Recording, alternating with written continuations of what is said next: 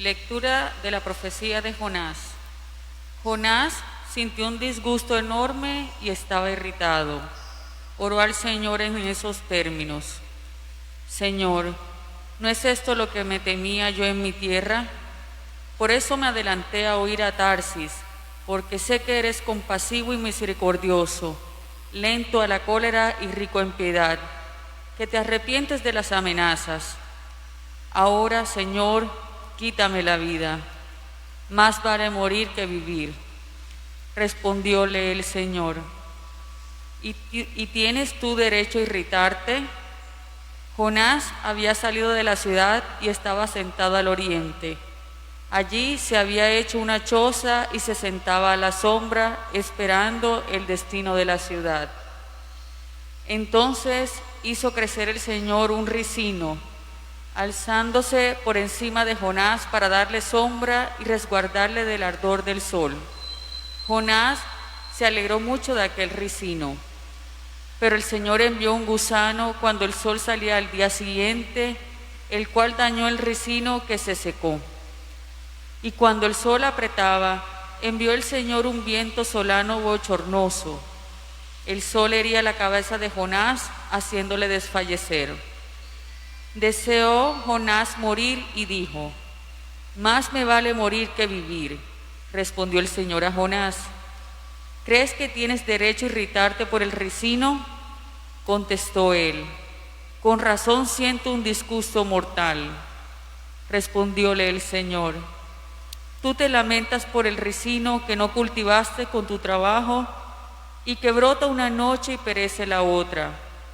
Y yo no voy a sentir la suerte de Nínive, la gran ciudad que habitan más de 120,000 hombres que no distinguen la derecha de la izquierda y gran cantidad del ganado. Palabra de Dios. Te alabamos, Señor. Tú, Señor, eres lento a la cólera y rico en piedad. Tú, Señor, eres lento a la cólera y rico en piedad. Tú eres mi Dios, piedad de mí, Señor, que a ti te estoy llamando todo el día. Alegra el alma de tu siervo, pues levanto mi alma hacia ti. Tú, Señor, eres lento a la cólera y rico en piedad. Porque tú, Señor, eres bueno y clemente, rico en misericordia con los que te invocan. Señor, escucha mi oración, atiende la voz de mi súplica. Tú, Señor, eres lento a la cólera y rico en piedad. Todos los pueblos vendrán a postrarse en tu presencia, Señor. Bendecirán tu nombre. Grande eres tú y haces maravillas. Tú eres el único Dios. Tú, Señor, eres lento a la cólera y rico en piedad.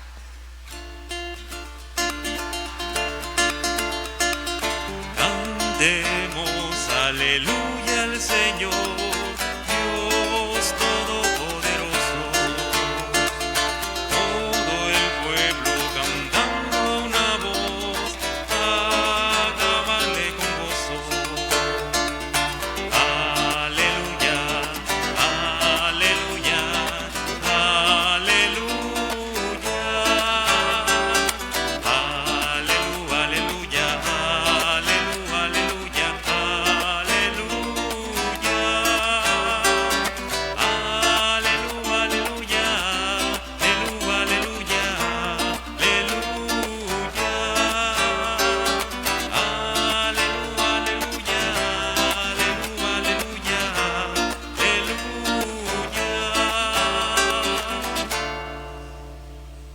El Señor esté con ustedes. y con tu espíritu. Lectura del Santo Evangelio según San Lucas. Gloria a ti, Señor. Una vez que estaba Jesús orando en cierto lugar, cuando terminó, uno de sus discípulos le dijo: Señor, enséñanos a orar, como Juan enseñó a sus discípulos. Él les dijo: cuando oréis, decid: Padre, santificado sea tu nombre, venga a tu reino, danos cada día nuestro pan del mañana, perdónanos nuestros pecados, porque también nosotros perdonamos a todo el que nos debe algo, y no nos dejes caer en la tentación. Palabra del Señor. Gloria a ti, Señor Jesús.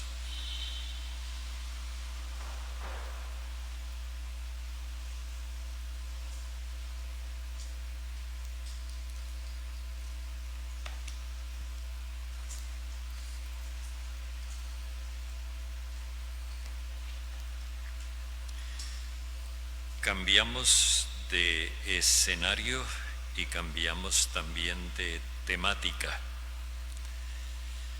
Ahora vamos a hablar sobre la oración y comenzamos con un hecho, otra vez, el contraste entre Jesús y los discípulos.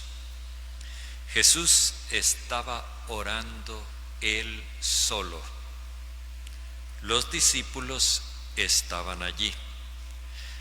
Recordemos que la oración en aquella época no era mental, era vocal. La persona estaba orando y al mismo tiempo lo hacía en voz alta, de forma que se percibiera que era lo que decía.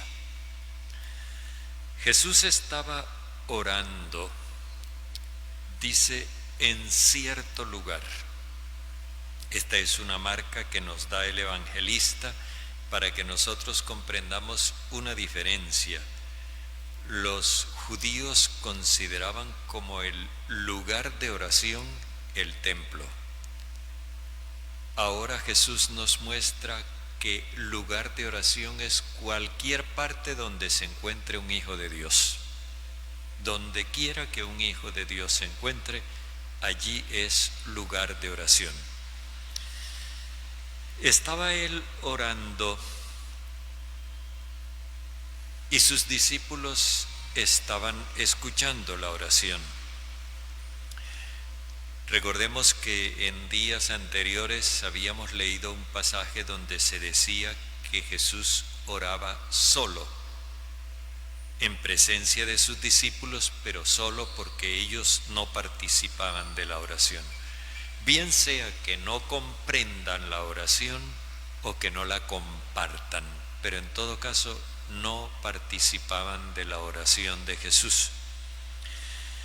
Y por eso solo cuando termina la oración lo aborda uno de los discípulos. Y viene con una pregunta un poquito extraña. Enséñanos a orar como Juan enseñó a sus discípulos. No le dice, enséñanos a orar como oras tú, sino como Juan les enseñó a sus discípulos. No sabemos cuál fue la oración que Juan les enseñó a sus discípulos, porque entre otras cosas, Juan nunca tuvo intención de hacer escuela. Él no tenía discípulos. Él era consciente de que su misión no era reunir gente en torno a él, sino convocar gente para que acogiera al Mesías, preparar el camino del Señor. Ese era su cometido. Por eso, cuando ahora le dicen, enséñanos a orar como Juan enseñó a sus discípulos, entendemos que se ha formado una escuela de discípulos de Juan, que Juan mismo no formó, y que ellos tienen su estilo particular de oración. No solamente digamos que tenían un ritmo de oración a lo largo del día, oración de la mañana, oración del mediodía, oración de la tarde, oración de la noche, no solo eso, sino un estilo de oración. Y ese estilo de oración es el que distingue la oración de Jesús de la oración de los discípulos de Juan. Porque Jesús, dada su relación con Dios y dado su compromiso con el amor universal de Dios, tiene un estilo particular de oración. Los discípulos no comparten el mensaje del amor universal y por lo tanto tampoco se puede esperar que compartan la oración que procede de la fe en ese mensaje. Por eso la petición que le hacen es: enséñanos a orar como Juan, no como tú. El evangelista dice: pero él les dijo. Ese pero indica que Jesús no acepta esa petición. Él tiene una propuesta propia de oración. Y esa propuesta suya está en función del amor universal de Dios. Cuando vayan a orar, digan: Padre, que se proclame la santidad de ese nombre tuyo. Se trata de que esto tenemos que leerlo en relación con algo que está en el profeta Ezequiel. Ustedes han profanado la santidad de mi nombre, le decía el profeta al pueblo en nombre de Dios. ¿Y eso qué provocó? Pues el pueblo profanó el nombre de Dios con sus injusticias, con sus idolatrías. Y eso provocó el desprecio, la blasfemia por parte de los gentiles. O sea, lo que Jesús nos enseña a pedir en esta primera petición es que nosotros nos comprometamos a manifestar la santidad del nombre del Padre. ¿Y cómo se manifiesta esa santidad del nombre del Padre? Con una conducta digna de hijos. Si el Padre da vida, el Hijo también da vida. Si el Padre ama a todos, el Hijo también ama a todos. Si el Padre siempre está dispuesto a acoger, así también el Hijo. Y eso es lo que va a provocar que la gente que no cree santifique, reconozca la santidad del nombre del Padre, de ese Dios que se denomina Padre. Luego hay que pedir que llegue su reinado. Ese reinado que Dios ya ejerce sobre la comunidad, sobre los que lo acogen como Padre, ese mismo reinado la comunidad lo desea para toda la humanidad. Queremos que tú reines en toda la humanidad.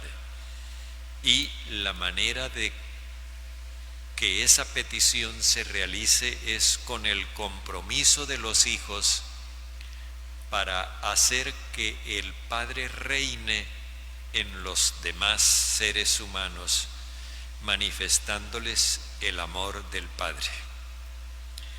Danos cada día nuestro pan del mañana. Así es como está la petición en Lucas. En Mateo está dicha de otro modo, pero el sentido es el mismo. Danos cada día nuestro pan del mañana. Esto tiene una significación muy importante. Las religiones hablaban de la vida futura, pero el discípulo de Jesús ya comenzó la vida futura en esta vida mortal. La vida eterna ya es una realidad para el discípulo de Jesús. Por eso, cuando Jesús habla en el Evangelio de Juan, dice: el que cree ya tiene vida eterna, porque por la fe se recibe el Espíritu Santo, y cuando uno está movido por el Espíritu Santo ya está viviendo una vida de calidad superior. Luego habla de que perdónanos nuestros pecados, que también nosotros perdonamos a todo el que nos debe algo. Fijémonos la diferenciación que hace Lucas aquí. En relación con Dios nosotros cometemos pecado. En relación con nosotros el prójimo solamente contrae deudas. Mateo dice, perdónanos nuestras deudas que nosotros perdonamos a nuestros deudores. Fuimos nosotros en la traducción los que pusimos perdónanos nuestras ofensas. Y entonces ya ahí hablamos de un Dios ofendido. Ni Mateo ni Lucas hablan de un Dios ofendido. Más bien Lucas lo que dice es que nosotros en relación con Dios pecamos, pero que en relación con el prójimo lo que hacemos es contraer deudas que hay que cancelar. Perdónanos, que nosotros nos adelantamos. O sea, para recibir tu perdón, nosotros nos adelantamos perdonando al que tenga algo contra nosotros. Esa es la razón, digamos, el argumento, tanto en Mateo como en Lucas. Perdónanos que nosotros ya perdonamos. Y por último, no nos dejes caer en tentación. Esta tentación se refiere a las tentaciones de Jesús en el desierto. Y ya en su momento estuvimos meditándolas. Se trata sencillamente de que nosotros no nos dejemos arrastrar por el diablo, por el Satanás, por el malo, que pervierte todo, que incluso trastorna la palabra de Dios para hacernos desviar del camino del Señor. No nos dejes caer en la tentación. De esta forma, la oración del cristiano tiene una característica fundamental. Primero, en relación con Dios, quiere convertirse en testigo de Dios, pero como hijo. Y en relación con la humanidad, quiere convertirse también en testigo de Dios, pero como hermano. Ese es el contenido de la oración cristiana. No se trata de nosotros ir a darle órdenes a Dios o instrucciones o información. Señor, que en tal parte hay una persona enferma y tú no te has dado cuenta. Señor, que hay tal persona que tiene tal problema y tú no te has fijado. No, Dios no necesita información, ni tampoco necesita que nosotros lo convenzamos o lo conmovamos. La oración del cristiano consiste en ponernos nosotros a disposición de Dios como hijos para hacerle frente a las necesidades que tiene la sociedad humana. Cuando nos reunimos para celebrar la Eucaristía, aquí traemos alegrías, esperanzas y frustraciones. Pero para decirle a Dios, aquí estamos nosotros, cuenta con nosotros para aliviar el sufrimiento de la humanidad.